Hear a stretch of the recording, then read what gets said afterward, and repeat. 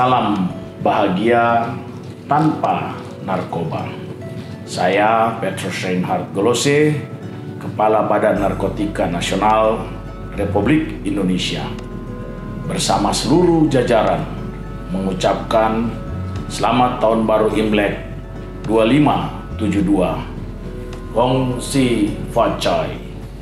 Di tahun baru ini, mari kita satukan tekad dalam menyatakan perang terhadap narkoba, war on drugs. Salam Indonesia bersinar, bersih narkoba.